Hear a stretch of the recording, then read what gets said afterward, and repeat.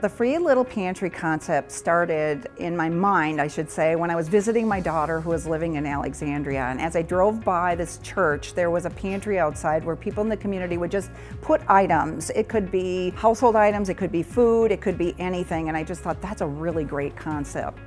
We have a total of 6 pantries if you include the Park Grove Library location. The very first one that we relocated is at All Saints Lutheran Church. The second one that we installed is at the Grove Church, which is over behind Aldi.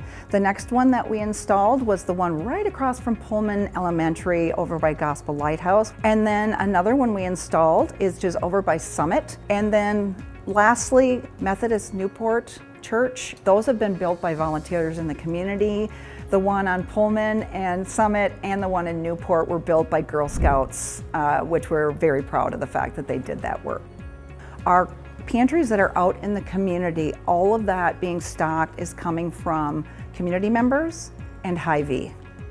HyVee, we are averaging right now approximately 10 to 12,000 pounds of food a month that we get from them. That goes here and throughout the pantries. Now the pantries have to have non-perishable foods. If folks in the community want to put things like hygiene products, that can be put in there as well. But typically we're trying to find the quick grab and go foods that people might need. The hamburger helper, the rice-a-roni, those kinds of things. Soups, quick grab and go soups. HyVee's been a great partner, and when we started the partnership with Park Grove, we expanded what we started picking up from HyVee. We're getting dairy, which includes milk, dairy, yogurt, cottage cheese, sour cream, those kinds of things. We also get produce, and produce is lettuce, fruits, vegetables. And in the evening, we get the non-perishables and or we call it Market Grill, which is the ready-made foods that are about to expire, but they haven't. But those come directly to the pantry here, so. We just gave a gentleman a week ago a chili mac meal. So the chili mac meal is nice because you don't understand, one meal for a single veteran actually lasts a long time.